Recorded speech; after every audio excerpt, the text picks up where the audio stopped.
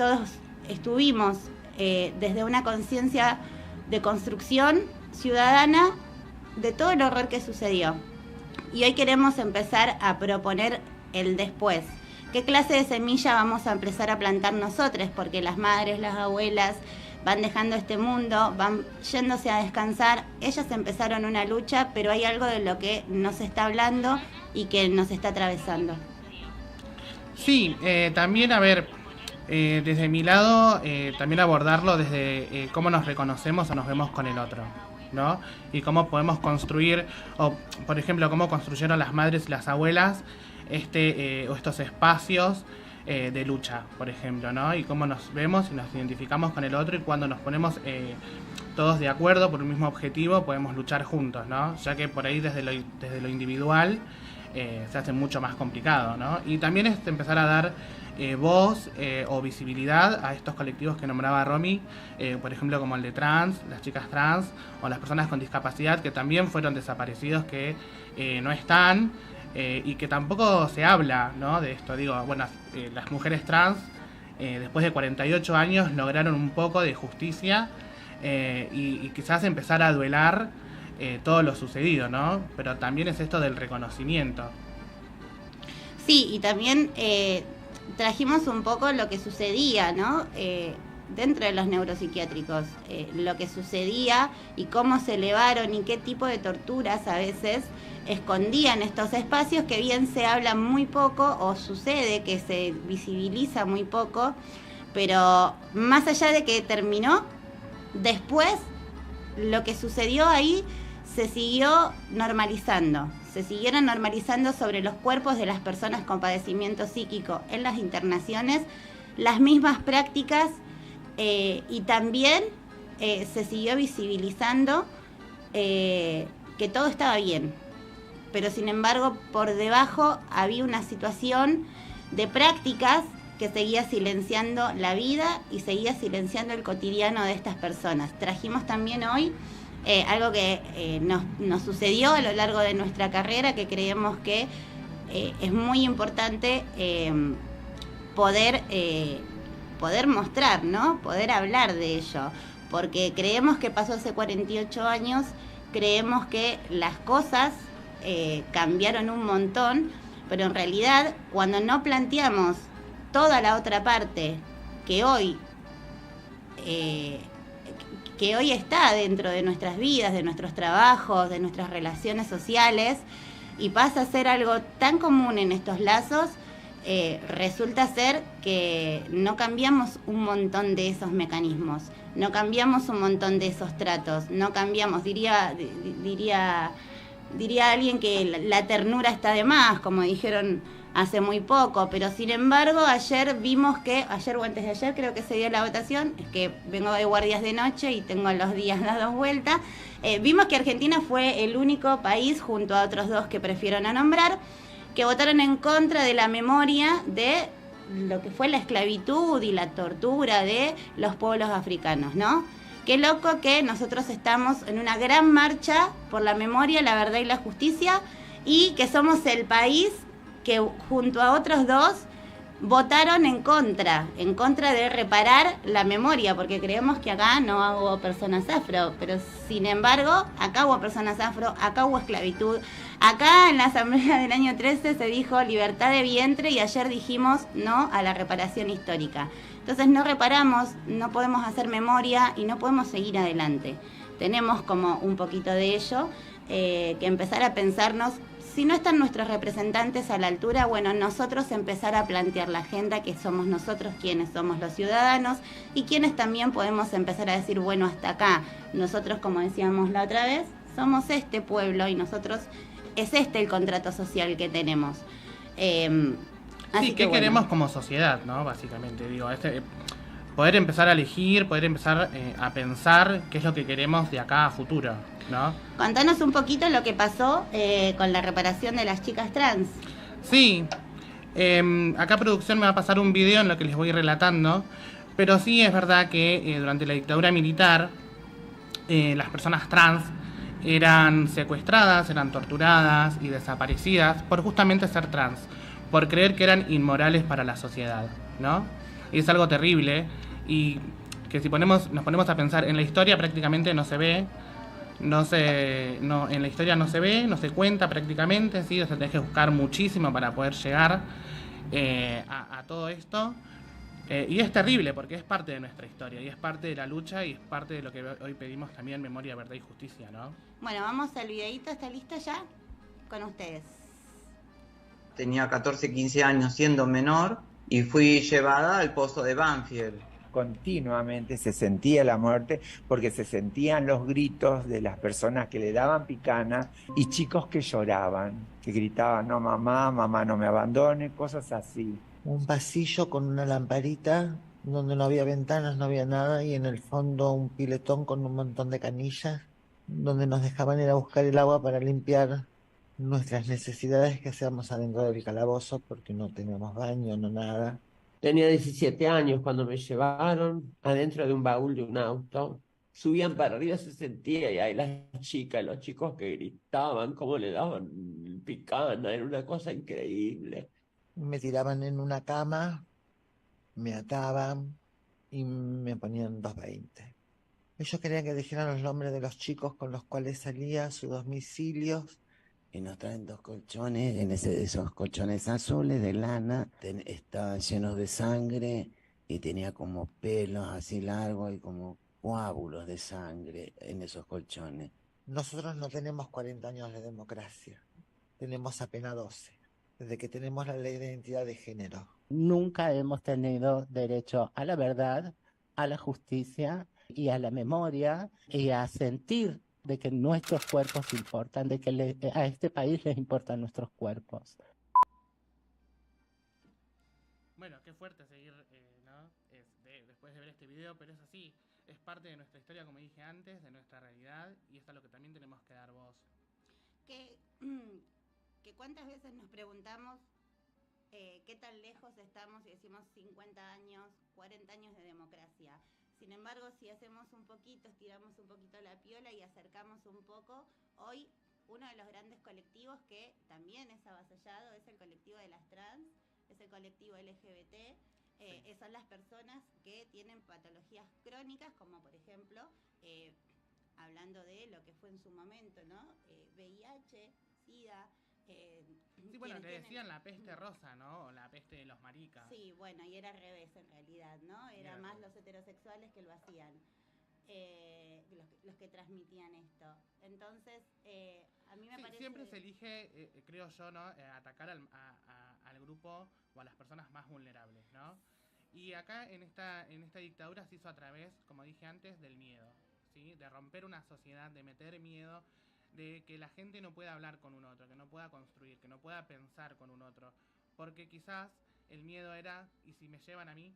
¿Y si no vuelvo más? ¿Qué pasa? ¿No? Bueno, sí, a mí me pasó que cuando era muy chica, una vuelta le pregunté a mi abuela de qué era lo que más tenía miedo, ¿no? Porque uno va construyendo ciertas cosas, y ella me dijo que tenía miedo de dar su teléfono, que su teléfono estuviera en una agenda. Porque podían pensar que ella tenía alguna participación partidaria y podían venir a su casa básicamente a buscarla. Y fíjate cómo también en paralelo este gobierno también ataca el colectivo de Disca, que vos también trajiste algo sobre el colectivo de discapacidad, que en ese momento había en el 74 logrado una ley con una igualdad de derechos o un acceso a ciertos derechos que no tenían, y en paralelo, cuando viene la dictadura, también es avasallado.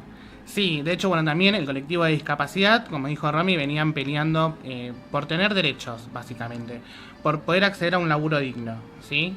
Era una de las cuestiones que ellos pedían, que ellos discutían, y que cuando llega la dictadura también empiezan a desaparecer las personas con discapacidad solo por ser quizás peronistas, ¿sí? Y empiezan a desaparecer. Y hay un caso, sí, en Rosario, donde desapareció una familia y se llevaron hasta el perro. Pero no solo desaparece la familia, ¿sí? Sino que secuestran a su hijo, un nene de 3 años, que hoy en día no sabemos qué pasó, ¿sí? Emilio nunca fue encontrado, ¿sí? Y Elena fue fusilada, ¿sí? ¿Qué pasó? Bueno, se expropiaron de su casa también. Que años después, 17 años después, los vecinos pudieron recuperarla y hoy es un espacio de memoria. Bueno, sí, se va tejiendo y uno va viendo cómo hay cierto colectivo que nunca fue, ¿no?, sentado en el banquillo, porque tuvimos militares, tuvimos comisarios, tuvimos personal policial, tuvimos un montón de cuestiones, pero hay un arco político que nunca fue sentado en la silla. Qué casualidad que, por ejemplo, hablando de discapacidad, el Cotolengo de Norione, cuando asume la dictadura, se paralizan todas las obras y vuelven las obras con un intendente puesto por la dictadura, y quien es agraciado con la obra pública fue el señor Macri, ¿no es cierto? Así que nada, tenemos ese tipo de cuestiones que en sociedad esa parte de la memoria no la hemos podido reconstruir, que es lo que yo sí hoy voy a proponer, reconstruir un poco las lógicas de la guita, las lógicas de quién se quedó con mucho y por qué hoy en día, una vez más, tenemos un gobierno que no es una dictadura, que se eligió democráticamente, pero sin embargo los mismos colectivos son los que son atacados. La organización colectiva de los trabajadores, las personas con discapacidad y mujeres. Hoy seguimos, las personas con discapacidad, la comunidad LGBT, seguimos peleando por derechos, ¿sí? Porque queremos tener derecho a poder, por ejemplo, acceder a un trabajo, ¿sí? O, no sé, como en su momento era poder casarnos y que lo pudimos hacer. Fueron todas luchas colectivas, pero ¿cuántos años pasaron? Y todo lo que falta, ¿no? Y en qué momento lo vamos a poder lograr. Si yo, lo que me pasa a mí en particular, siento que la sociedad está cada vez un poco más dividida. Bueno, veremos qué tan dividida está o quién no. Mientras tanto, y pensamos un poquito, pueden mandarnos un mensajito por YouTube o pueden mandarnos un mensajito al WhatsApp. Vamos con un temita para poder preparar el mate. Preparamos nosotros, preparen ustedes y a la vuelta venimos. Sí. Bueno, estamos de nuevo, espero que se hayan preparado el mate, yo casi me olvido.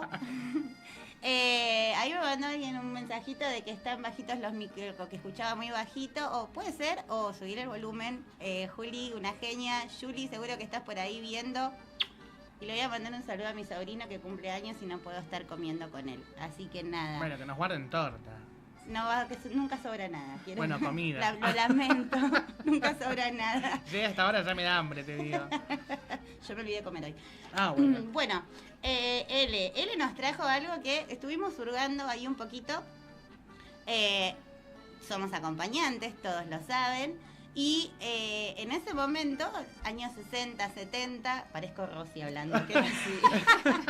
Rosy es un gran catedrático que lo cita todo el mundo. Que se quedó un poquito atrás, pero bueno, la cuestión es que en ese momento estaba todo el auge del acompañamiento terapéutico, de la salud mental comunitaria, de unas nuevas propuestas, nuevos abordajes. Sabemos que han desaparecido muchos psicólogos, sabemos que cualquier tipo de cuestión comunitaria era subversiva. Por lo tanto dijimos, bueno, vamos a ver qué pasaba hacia adentro, porque si quienes velaban por los derechos estaban siendo detenidos y desaparecidos, ¿qué es lo que pasaba? ¿Cómo fue la vida dentro del neuropsiquiátrico? No vamos a decir que hoy es hermosa, pero ¿cómo era la vida en ese momento? Sí. ¿Qué encontraste sobre eso y sobre lo interesante que fue que encontraste de los AT? Porque claramente se vio truncado. Claro, primero que los psiquiátricos en ese momento de dictadura fueron utilizados como espacios de represión para castigar no solo a las personas con padecimiento mental o discapacidad, sino también a todos aquellos que eran considerados peligrosos. Claro, los que estaban en contra de tenían esas ideas, políticas que querían imponer. Exactamente.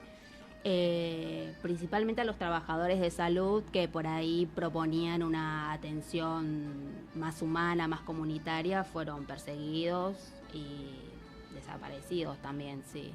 Claro, porque tengamos en cuenta que en ese momento si vos tenías otra orientación sexual, estabas para el neuropsiquiátrico. Si vos tenías una discapacidad, estabas para el neuropsiquiátrico. Si vos eras mujer y querías ir en contra del sistema, estabas para el psiquiátrico. Claro, hay historias clínicas que comprueban esto, que eran diagnósticos arbitrarios. Tal cual, sí, bueno. Para encerrarte. Sí, a ver, nosotros lo hemos visto, bueno, a medida que íbamos haciendo la carrera y demás, todas estas historias, que por ahí nosotros lo veíamos a modo de, no sé, viñetas clínicas, ¿no? Por ejemplo, una mujer que de pronto, no sé, se quería separar. Imagínate separarte para la época. No, el marido decía, no estás loca, te interno, y se internaba. No se cuestionaba en lo absoluto lo que el hombre decía. Bueno, no teníamos derecho a la propiedad, chicos, ni a nuestros hijos, o sea, decir que no nos... Y esto es lo que se aprovechó en la dictadura también. Claro, porque también justamente en esta época es donde empezaba a emerger lo que es el acompañamiento terapéutico, lo que hoy conocemos como acompañamiento terapéutico, porque en ese momento era llamado amigo calificado. Sí, éramos amiguis. Éramos amigues. En nuestro programa lo desenvolvemos. Le damos a Rosy. Bueno, sí, un poco lo que pasaba también en otro régimen, que uno se trata de separarse un poco, pero bueno, un poco lo que pasó también en el nazismo, ¿no? O sea, era tortura, sí, electroshock hasta la muerte, ¿no es cierto? ¿Y quién iba a dudar de una intervención en nombre de la medicina, como sucedió también con muchas mujeres, porque sabemos que hubo una apropiación enorme de hijos, sabemos que las mujeres que estando embarazadas incluso fueron picañadas, sabemos que fueron torturadas, sabemos que se llevaron a sus hijos, sabemos que yo creo que el lema que tenían era cuanto más aguantás, más vas a sufrir, más te vamos a torturar, ¿no? Sí, no, totalmente. También tenemos de esa época o de ese momento muchos médicos, obstetras, muchos médicos psiquiatras que tuvieron que exiliarse, ¿no? Una cantidad de exiliados enorme porque, por ejemplo, en Rosario hubo un médico obstetra que, para que no desaparecieran esas mujeres, las anotaba en el libro de partos. Entonces, si parían, las anotaba. O sea, claro, no podían desaparecerla, al menos, y terminar en una situación... Hay juicios que uno los puede ver y son la verdad que uno no puede creerlo, ¿no? Uno no puede creer que haya que explicarle a la sociedad que eso estaba mal. O sea, a mí nadie, por ejemplo, me dijo que lo que pasó en la dictadura estaba mal. Yo llegué a esa conclusión porque de chica me enseñaron ciertos valores, no matar, no torturar, sí, no picañar gente, o sea, estaba mal. Entonces, claro, cuando llegó la historia dije, esto estuvo mal, ¿entendés? Y es que en ese momento, ¿quién podía cuestionar algo? O sea, el miedo era tan grande a que te pasara algo a vos que no te ibas a poner a cuestionar. Y que los que por ahí lo hacían por lo bajito para que no sean descubiertos, digamos, o expuestos. Para no tener represalias. Claro. Sí. Dice que es cierto esto, que aumentó muchísimo la terapia de electroshock y que mucha gente murió por esto mismo, o sea, que se encontraron personas que habían muerto, o sea, una gran cantidad de personas que habían muerto por este tipo de intervenciones. Y quien iba a cuestionarlo, volvemos, utilizar los hospitales como el aparato represivo estatal, me parece que ya de por sí, cuando uno va al médico, se siente como en una inferioridad y se pone a merced y en una situación vulnerable, que nos queda en ese momento donde nadie lo iba a cuestionar. Claro, imagínate en la época. Si hoy en día, digo, luchamos por muchas cosas, en ese momento no se podía. Y si hoy, por ejemplo, era esto, ¿no? De que no se le diera voz o que no tuvieran voto, por ejemplo, las personas con discapacidad o transexual o que no se pertenecieran al grupo LGBT y demás. En esa época no era directamente ahí, para el río. Sí, era un colectivo que se pensaba directamente desde el encierro. Desde bueno, es que los expulsión. neuropsiquiátricos estaban llenos de gente que no tenía un padecimiento mental ni alguna discapacidad. Simplemente eran personas que estaban secuestradas, privadas de su libertad, que muchas veces los neuropsiquiátricos fueron usados de cárceles también. Hay una historia que hoy les prometimos que le íbamos a traer, y esta es una historia de una persona que estuvo en un hospital neuropsiquiátrico de acá de Zona Sur. Hay varios, no vamos a decir cuál, porque creemos en cierta ética y que no corresponde, pero cuando tocó, ¿no? Resulta que no había historia clínica de esa fecha, no había un ingreso, no se sabía cuándo era el ingreso. La historia clínica nacía después del 83. Después del año 83, Con la 83, vuelta, sí, con la vuelta a la democracia. Vuelta a la democracia. Bueno, ella aseguraba que la habían llevado, ¿no? Aseguraba que se habían robado a su bebé y que ahí había quedado, y que no tenía familia, no tenía cómo poder volver a la realidad. Sí, y como esa historia clínica, muchas más, donde vos ves que en lo que fue la dictadura, están vacías. Entonces vos no sabés si realmente el nombre que te dicen es, no sabes en qué año entró y por qué. Y todo lo que se sabe después del 83, que es más o menos lo que pudieron ir reconstruyendo quizás o construyendo, pero la verdad es que... Bueno, reconstruir la identidad y con ternura. Los trabajadores de este lugar le acercaron un bebote. Y ella cuida ese bebote como si fuera su bebé. No se aleja nunca. Y si sale un ratito afuera, siempre mira a la ventana para que nadie vaya a llevar a su bebé. A veces, reconstruir memoria, verdad y justicia con quienes no transitan las calles con nosotros y están del otro lado de las paredes, significa eso. Intervenir sin romper, respetar ese proceso, y de eso venimos a hablar hoy, de cuánto nos respetaron y de cuánto nos miran y de cuánto podemos hacer con eso.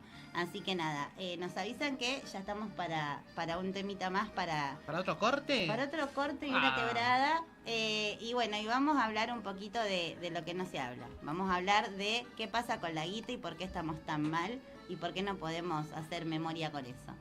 Vamos al temita. Te recreo. Sí, hemos vuelto. Bueno, acá Romy, vos, bueno, tu columna siempre es bastante ahí, ¿no? Como... Yo soy más buena. Sí, eso Bueno, eso no se discute. Igual hoy no me dijeron si lo mismo. le tenés que dar a alguien, le das sin problema. No, yo soy una persona que habla muy bien. Yo interactúo con un montón de gente. El que se enoja pierde, dijo el general. Así que, ¿por qué me voy a enojar? Contanos de qué va tu columna hoy. Como hablo con todo el mundo, y siempre fui una persona, mi abuela decía que siempre fuiste muy social. Sí, pero también me decían que vivía contestando y que vivía preguntando cosas que no debía. Bueno, cuestionás mucho también, una cuestionadora serial, te diría. Sí, no sé, yo me puse a pensar en este tiempo, y la marcha, que fue enorme, y me costó un montón salir, fuimos con Elena, y la verdad que fue muy linda, pero a su vez me puse a pensar, ¿no? Hoy nos trajo, o ayer, antes de ayer, perdón, nos trajo los 50 años del golpe, y lo florido de la semilla de las madres y las abuelas, ¿no? Porque yo no me acuerdo bien cuándo fue que tomé conciencia de. Lo que sí me acuerdo, por ejemplo, es que el día que llegué a los libros, me hablaron de la tortura, me hablaron de las desapariciones, de los exilios, y después, a lo largo de toda mi carrera estudiantil, digamos siempre en la escuela pública, sí. Nunca se tocó tan a fondo el tema de lo que sucedió. O lo que en realidad, o para lo que en realidad sucedió, que fue la presentación de un sistema completamente neoliberalista que venía a destruir la industria nacional, que nos venía a destruir como identidad nacional, ¿sí? O lo que se creía que uno tenía que llegar, o lo que tenía que venir después de cierto tiempo y de cierto desarrollo como país, que era el ser nacional. Y no, esto que pasa, vinieron no sé cuánta gente fue al obelisco a festejar, y a lo largo del país el mundial. Bueno, eso tenía que pasar con respecto a la patria, con respecto al país, con respecto a defender lo nuestro, ¿no? Que pasa hoy con la ley de glaciares, ¿no? Nos vamos a quedar sin agua, muchachos. Qué cagada, ¿no? Yo tomo coca, dijo un poli el otro día en una manifestación. Entonces, empiezo a pensar, ¿no? No me paro en contra de ese policía creo que está en Mendoza, que dijo yo tomo coca y no sabe que la coca se hace con agua. Claro. Me paro en otro lugar. Sí, como que yo te diga, no, yo tomo mate.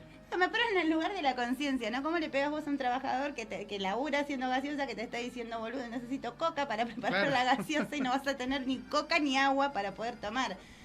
Esto de defender de forma colectiva lo nuestro, ¿no? Lo que es nuestro, nuestros bosques, nuestro territorio, nuestra identidad nacional.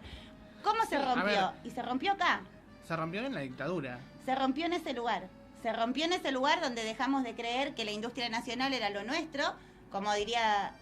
Es un poco lo que está pasando hoy, ¿no? Que digo, estamos perdiendo un montón de cosas con estas nuevas políticas, ¿no? Sí, no, pero con él hablábamos de lo siguiente. Las personas con discapacidad, como contaba Dami en ese momento, hoy, ¿qué colectivos son los que se llevan todo el desastre económico que sucede? Porque no son solo ellos, sino también los trabajadores. No solamente es el colectivo de discas, sino también jubilados, La gran Norma Pla otra vez volvió con las políticas neoliberales de los 90. Sí. Y nos vamos un poquito más hacia atrás y es como que todo fue en capítulos. Bueno, y es que, a ver, retomando lo de discapacidad, digo, hoy estamos, seguimos peleando porque se cumpla la ley de emergencia en discapacidad. ¿Cuántos meses pasaron ya? Y cuando vos nombraste al Cotolengo, también se me vino esto de que hace 5 meses los profesionales no cobran su sueldo. Están trabajando gratuitamente y es algo que ya no pueden sostener. Adorni dijo que necesitamos plata para otra casa, lo dijo ahora, lo dijo en una entrevista que le hicieron, que la ley iba a presentar otra cosa, que no se podía pagar, ¿entendés? No se puede. Bueno, que busquen la manera. Bueno, no va a vender ni sus casas ni su quincho, no va a vender nada. No, él no pone ni el quincho ni la casa. Bueno, que ponga en su venta. sueldo, que done su sueldo. A lo que yo creo es... Yo digo, a ver, si tuvo tanta guita para pagarse semejante viaje, bueno, che, que nos dan un poquito para el Cotolengo, ¿no? Que para el tema de implementar un poco la ley, que se empieza a pagar a profesionales que hace 5 meses que no cobran. Bueno, ahí está la cosa. ¿Cuál es la lógica que vamos a defender? ¿Y por qué no nos damos cuenta que si en ese momento desaparecían a laburantes, desaparecían a los delegados sindicales, a la organización de los trabajadores, ¿no? Que se viene gestando desde décadas, desde hace un montón, desde que a Sarmiento le salió mal traer inmigración, que creía que iba a ser una cosa de élite europea, y se trajo a todos los laburantes que venían ya con un contenido sindical y con una formación de trabajadores bastante grande. Sí, no sabían escribir quizás, pero sí sabían hacia dónde tenían que ir, y Claro. desde esa gesta estamos. Entonces, si en ese momento se atacó a los trabajadores, en este momento también se está atacando a la organización de los trabajadores, porque lo hablamos cuando trajimos el tema de la reforma laboral. Si también se está atacando la conquista de las universidades para los trabajadores, ¿no? Y para Sí. sus hijos, porque yo pude ir a la universidad y salí de ahí por esa razón. Entonces, ¿qué pasa? Que nos pudimos organizar de una manera hermosa para llevar tanta gente, porque llevamos, o sea, yo llevé a mis hijos, otros llevaron a otros compañeros, otros fueron porque fueron, pero sí, nos llevamos todos, nos llevamos porque nos convocamos. ¿Qué pasa cuando uno empieza a buscar y se da cuenta que no pasó en cosas que sí debieron pasar, como por ejemplo, vuelvo a decir, la reforma laboral, que éramos Es que yo creo que, 50 a ver, locos? en toda esta lucha lo que nos estamos quizás perdiendo es que los jóvenes no están apostando a un futuro. Y no solo eso, que no apuestan a construir. ¿Por qué? Porque dicen, che, no puedo acceder a una casa, no puedo acceder a un laburo. Prefiero ir a Nos lavar, chorearon no sé, el mate. platos afuera que quedarme acá y trabajar, no sé, 12 horas por nada. Yo creo que es un poco eso, ¿no? La resignación de la juventud un poco, y también la desinformación que hay. Hay muchísima desinformación. No hay desinformación. Hay mucha información dando vueltas. El algoritmo es una nueva, como decía en la marcha, una nueva reorganización nacional. Lo que yo sí creo es que tenemos que recapacitar. Todos los que fuimos y todos los que no pudieron ir pero estuvieron ahí, ¿qué pasa? Que nos podemos mover por la nostalgia, pero no nos podemos mover ni por el presente ni por el futuro. La semilla que tenemos que plantar, hay una semilla que plantaron las madres y las abuelas, que es la de la búsqueda de los nietos, que es la lucha. La de la lucha, que es la de pedir memoria, verdad y justicia. Nosotros vamos a tener que seguir y transmitir esa lucha. Ahora bien, ¿quiénes están para plantar la nueva semilla, que es esto? Decir que nos han desorganizado a nivel laboral, que nos han desorganizado a nivel laburantes, que nos quieren venir a quitar cierta cantidad de derechos y nosotros no estamos reaccionando. Esa es la semilla que le tenemos que plantar a los pibes, y que lo colectivo siempre va más allá. Si no, miren, Alicia convocó a las madres y dijo, solas no hacemos nada, vayamos juntas a la plaza. Miren lo que es la plaza hoy, llenemos la plaza cada vez que alguien pierde un derecho. Vamos a ir a un cortecito chiquitito, así nos podemos despedir con una reflexión. Vamos a poner un temita, ¿o no? ¿Sí? Vamos a un temita, a ver con qué nos sorprende Caro. Hemos vuelto nuevamente, nos van a tener que bancar un rato más. Es Un así, poquito, un un ratito poquito. más. Después van a comer, no sé, a pasear, si el que quiere salir a pasear, el que le alcanzó el sueldo al fin de mes, capaz en un rato. Yo todavía tengo. Bueno, queremos contarles varias cosas, ¿sí? La primera es que, si ustedes escucharan lo que dicen las personas acá, lo difícil que es, la primera es contarles un poquito lo que es el programa que viene. Vamos a tener varios invitados, porque vamos a estar hablando de Malvinas por el 2 de abril y el Día Nacional del Autismo. Bien, que justo también es el mismo jueves. Exacto, vamos a ver qué pasa con un argentino viviendo en Malvinas, ¿sí? Vamos a ver qué pasa hoy y cómo se da esta cuestión de vivir en Malvinas, venir, qué es lo que pasa. Después, Ele nos va a traer todo un poquito de cómo se construyó este Día Nacional del Autismo y qué... y a dónde se fue llegando, qué tipo de derechos y qué tipo de visibilización, ¿no es cierto?, se fue dando. Estamos trabajando en eso. Trabajale gratis, trabajale. Entrale más. No, gratis no, por favor. Seguí trabajando gratis, todavía no tenemos plata para pagarte. Ni el boleto te pagamos, Ele, todavía. Pero bueno, así que nada. Y por otro lado, vamos a hablar de deseo y discapacidad. ¿Sí? Vamos a algo hablar de... bastante como polémico, podríamos decir, porque nunca se habla, ¿no? Polémico. ¿Y porque tenemos sos una un invitada? Romy, para ese día tenemos una invitada. Tenemos invitada para ese día, tenemos una invitada que espero que nos esté viendo, porque después le voy a escribir y vamos a estar programando, a ver, no le voy a hacer preguntas yo, voy a preguntarle solamente qué quiere venir a contarnos con respecto a su deseo. Así que no se vayan a perder el próximo programa y quiero hacerles una invitación. Diga. Porque Mande. tengo una muy amiga que está en Proyecto Memoria, Mirna Aldán. Ellos van a estar haciendo en la UNA este sábado, ¿sí? A 28 a las 20 horas en la sala Teatrito, que está en French 3614 Cava. La entrada es libre y gratuita. Hay una gran obra de teatro. Ella es profe también de teatro para personas discas allá en Zona Norte. Pero vayan porque la convoca la Universidad Nacional de Arte. Vayan, salgan, diviértanse, busquen espacios artísticos o espacios musicales a donde pueden encontrarse, ya sean por una entrada muy barata a la gorra o gratuita.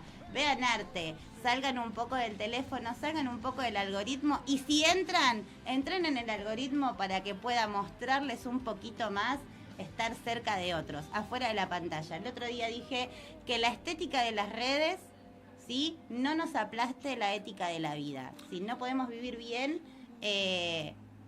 no vamos a poder seguir adelante. Recordemos que somos con un otro, ¿no?